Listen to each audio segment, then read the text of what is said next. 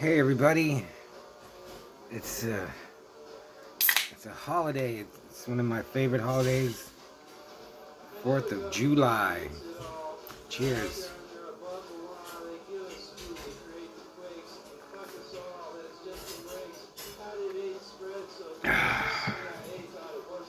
It's how we celebrate this great country of ours. I wasn't able to get a flag, but I got my Captain America toy over here to show my patriotism to this wonderful land we live in. Best country in the world. And I wanted to do review something that I really liked or loved, but then I've done most of the movies that I like. Then I was like, well, something new. And I was like, what if I don't like it? And I was like, well, let me do a comedy that I liked, or that I remember that I liked. Oh Jesus! But before I delve in, get any further, listening to the Lettuce Vultures, 2005 to 2023. You're listening to Prepare to Be Disappointed. I guess that's kind of a good title. And I wanted to show you guys, I'm reading The Infinity War. I've read this before. I kind of remember it, but it's really good. It's Jim Starlin and Ron Lim. All I can say is 5 out of 5 for this one. And I was talking to my friend Dust, or I was messaging him actually, and I was telling him, like, the villain here, the Magus, it's Magus. I always said Magus. Magus sounded right to me, but I guess it's Magus. Yeah, he's a great villain. You get Thanos, man. Everybody knows Thanos is like the super ultimate bad guy, but he's changed. I don't know how they're interpreting him now, and however it is, I'm sure it's terrible. But Jim Starlin, man, he wrote this Thanos story that was so good, where he's like trying to make up for some of his past deeds. Man, I should just review that sometime. But I'm reading this, it's so fun. Like, the Magus, yeah, like I just said, he's a great villain. Man, okay, I'll stop. So the movie I'm going to review is 1984's Up the Creek. Take a drink.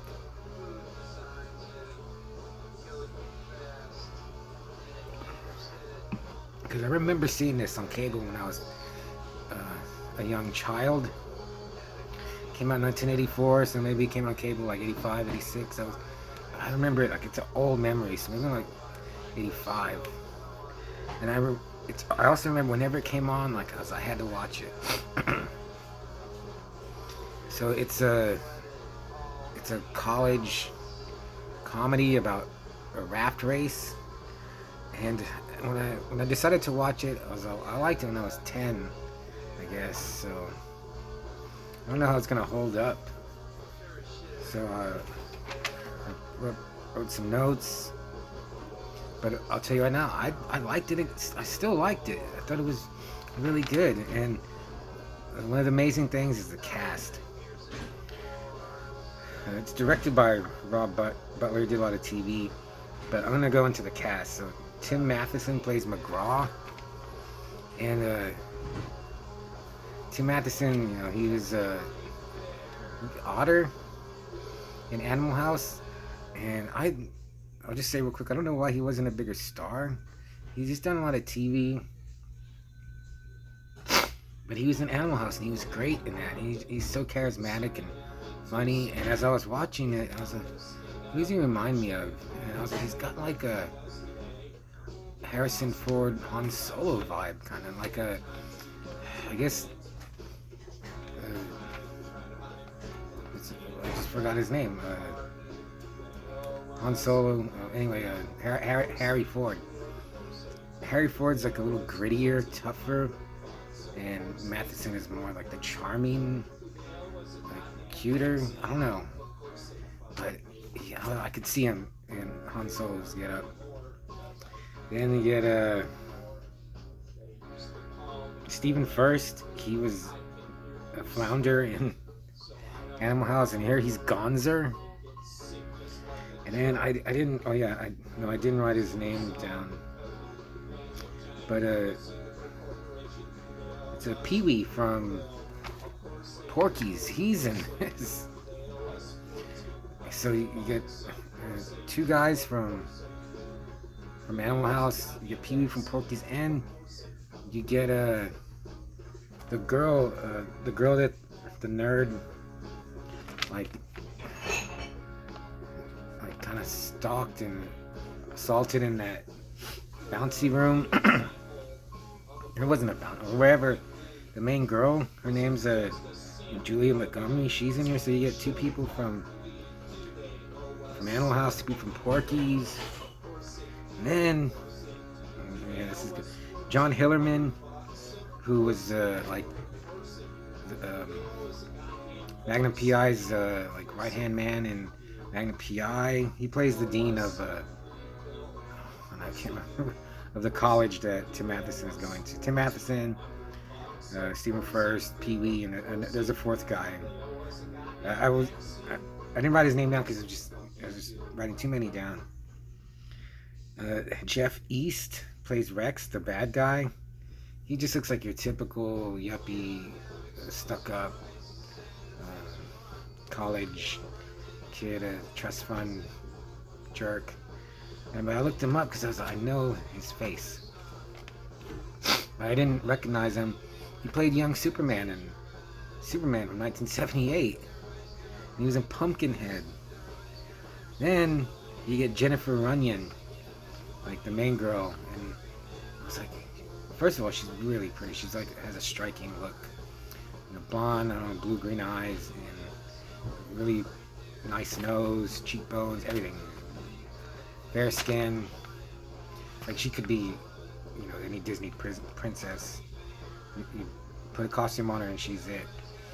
And I looked her up, and she's the girl from Ghostbusters in the very beginning when they're doing that, like psychic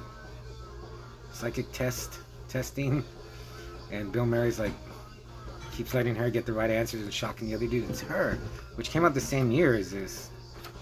She's done a lot of TV, some movies. She was in Magnum PI. Like some of the girls in this were in Magnum PI. I was like, man, you know what happened with Tom Selleck when these girls came out on this show.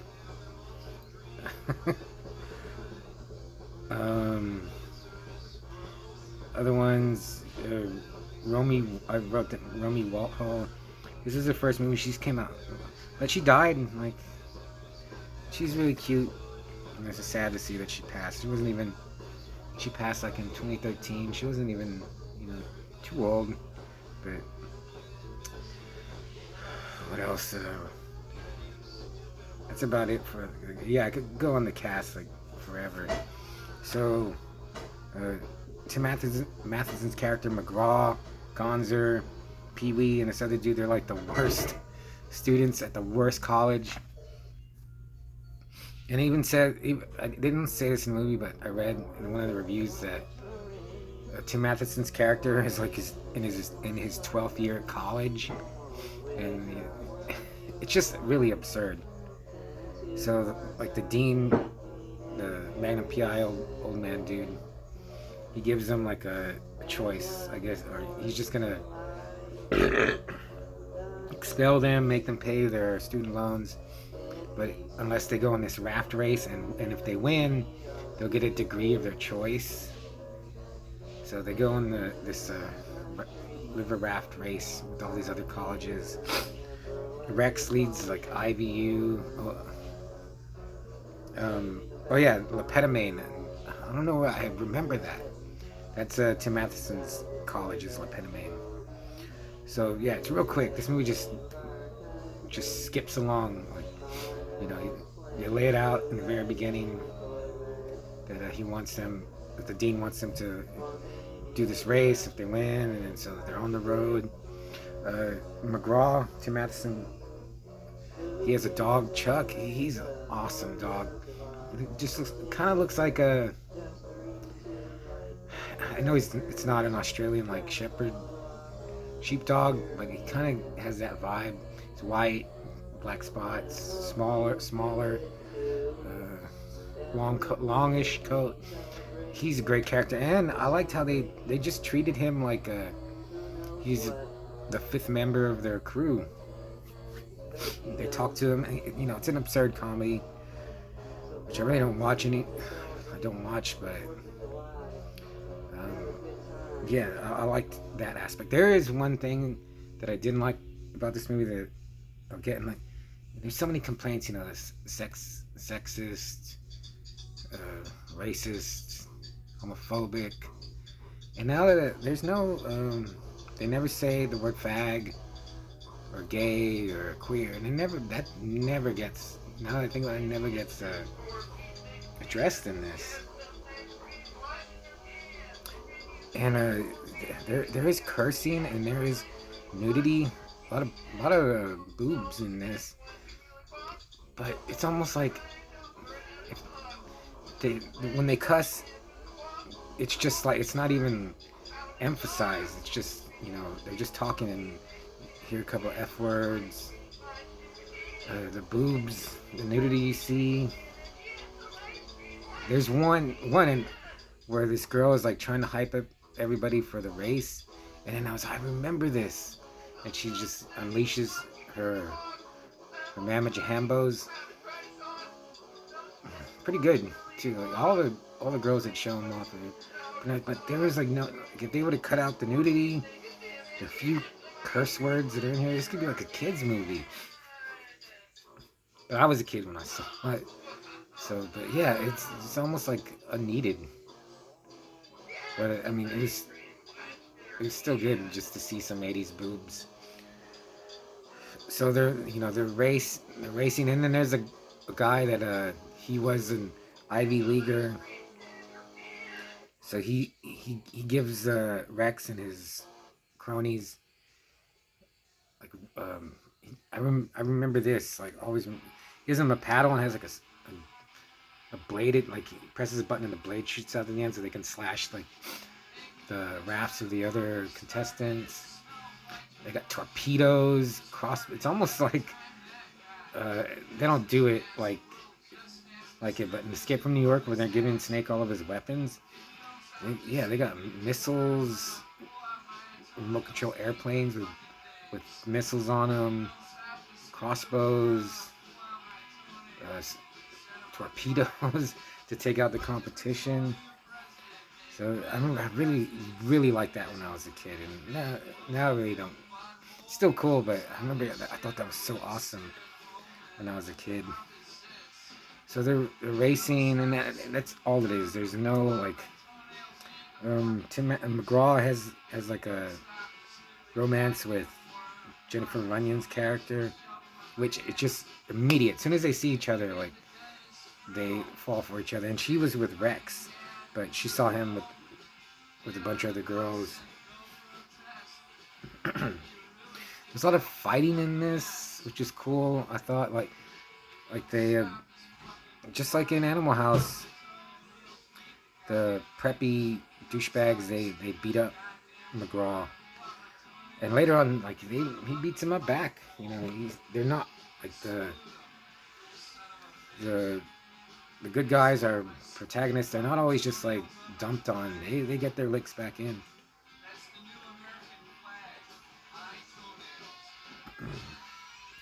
Which brings me to the one aspect that, like, if you're gonna like, and then there's a Jesus, where am I gonna go?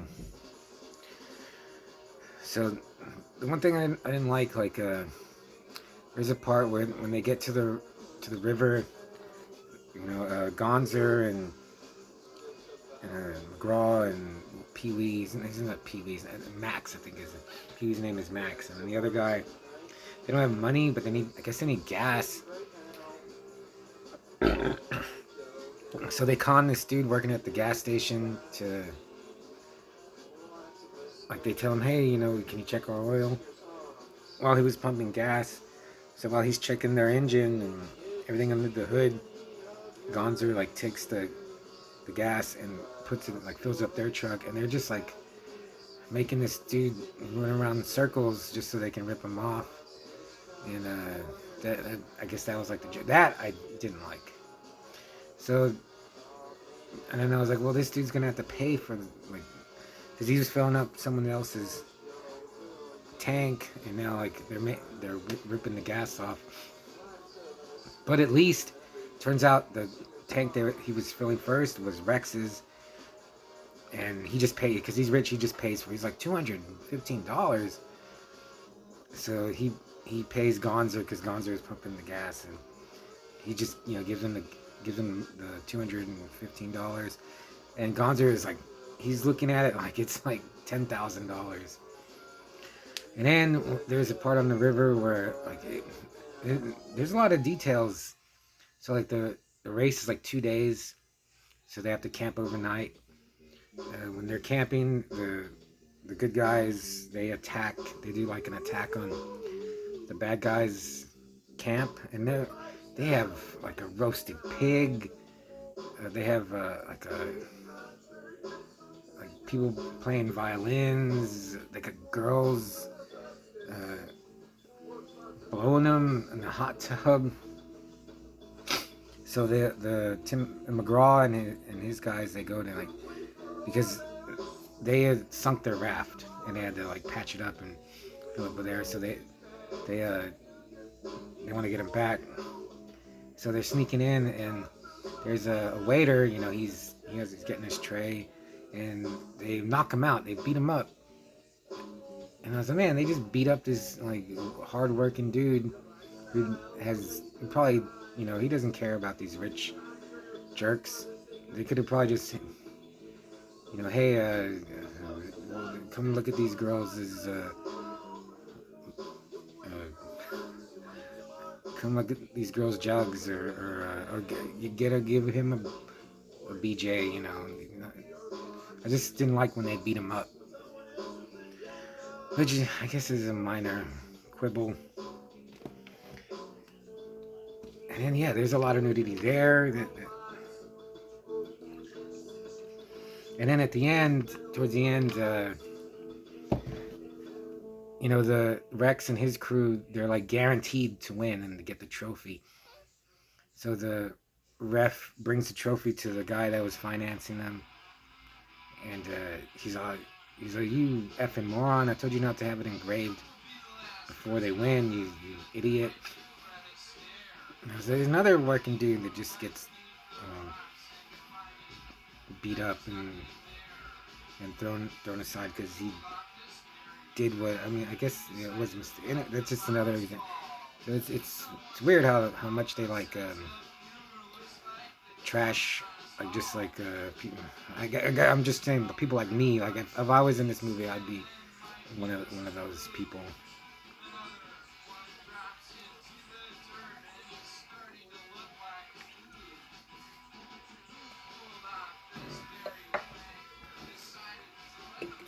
Which brings me to the second thing. There's, like, 2 black characters in this, and they're on this one team that gets disqualified in the very beginning.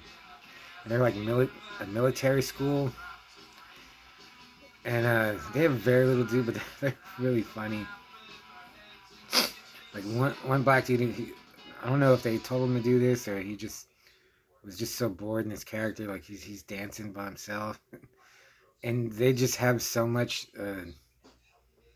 like disgust and, like, dislike towards the other white guys in their team. Like, that was funny. But then, again, they're never, like, there's no racism towards them. They're just, the only thing, like, they're just mostly serious. they're the bad guys, and they never have any fun. Everybody else is drinking. There's no weed, and I don't think there's no weed in this.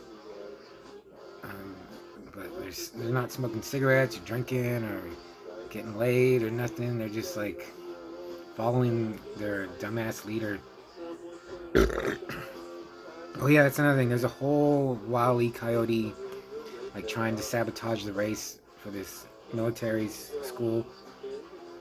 I got disqualified, which I thought was funny, but I was like, man, when did this start? Like, I guess it's when that whatever movie where that guy put the girl on the train tracks to get run over by a train. Other than I don't know, but maybe Wile E. Coyote started it. But remember that it's been in so many movies, and they should bring it back. They should make a Wile E. Coyote movie anyway. So yeah, this movie is just nonstop race, fights, boobs, beers, and actually I thought it was pretty well written. McGraw, he does this thing where he narrates. There's no like, it's not like I can't remember what you call it. It's just where they're talking over the movie. Like as stuff happens, he narrates, and I can't think if I've seen that in the movie. I'm sure I have. I'm sure they ripped it off from somewhere, but I thought that was cool. And Tim Matheson, yeah, he's great. The way he reacts with his dog. There's a part where he has to like, Chuck was waiting for them, and he's kind of mad, and Tim Matheson is kind of trying to just like, make up with him, and the dog is not hearing it. And then one of the guys is like, they beat him up, like like four. It was like four. He's like 10 guys beat him up with pipes and chains. Don't you feel bad? And the dog like jumps in Tim Matheson's arms, and he's like, man. Then there's a part where McGraw, Tim Matheson is like sneaking around, trying to be stealthy, and the dog's right next to him, trying to do the same thing. A lot of personality in old Chuck. But and then predictable ending. And I watched it on Amazon Prime. I was laughing. It was actually today. It was another busy day at work, and I was tired. I just want to relax. Since tomorrow's my friend's birthday, and today's 4th of July, I bought a bottle of some wild turkey. And I had 2 shots and just relax, and it helped me unwind. So I'm getting pretty long here. I was just surprised how much I liked Up the Creek.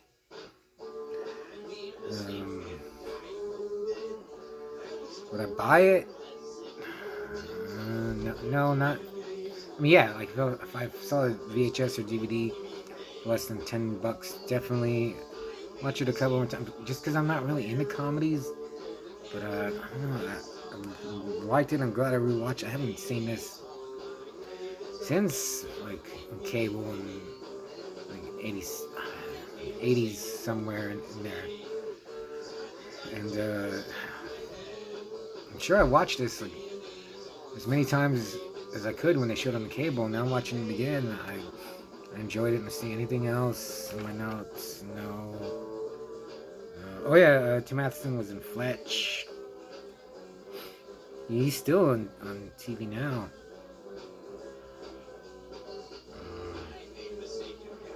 Guess that's it. So happy 4th of July. Maybe you can squeeze it in. It's on. Yeah, watch on Amazon Prime. I'm gonna try to do at least 1 or 2 more videos for to honor this very special day, and let me know what you think. And I'm gonna drink some more for for this holiday. I'll see ya.